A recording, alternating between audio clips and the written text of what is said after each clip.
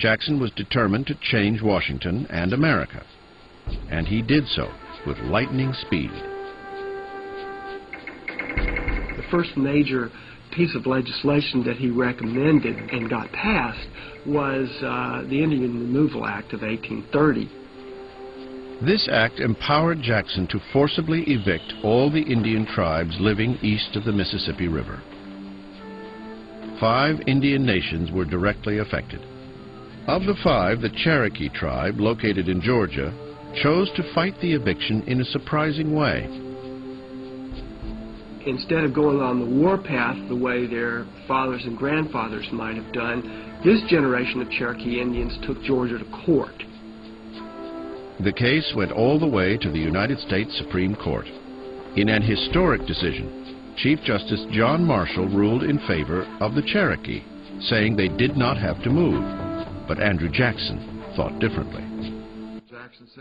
Jackson said of Marshall, he made his ruling, now let him enforce it.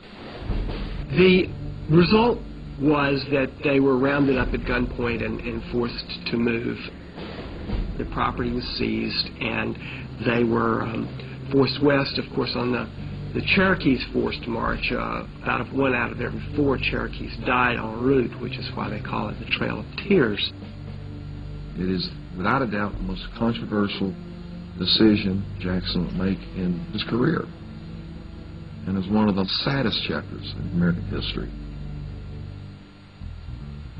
Soon after issuing the Indian Removal Act, Jackson faced a dangerous issue that threatened the fabric of the Union: the South Carolina nullification crisis.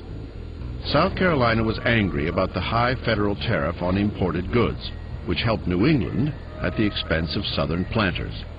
In response, South Carolina declared it had a right to nullify the federal tax. The person who articulated that theory of nullification most clearly was John C. Calhoun, Vice President of the United States. Jackson might have been more amenable to the argument that the tariff was too high, but he hated Calhoun because he thought he was a personal enemy, and Jackson thrived on personal enemies. From a political standpoint, Calhoun believed Jackson would support him. They were both Southern planters, but Jackson's personal hatred of Calhoun precluded any political sympathy. Instead, he responded with force. Jackson threatened to have a civil war. He threatened to raise an army, go into South Carolina, hang John C. Calhoun from the first tree. Calhoun was said to have been genuinely scared for his life. But fortunately, cooler heads prevailed. South Carolina backed down, and Congress modified the tariff.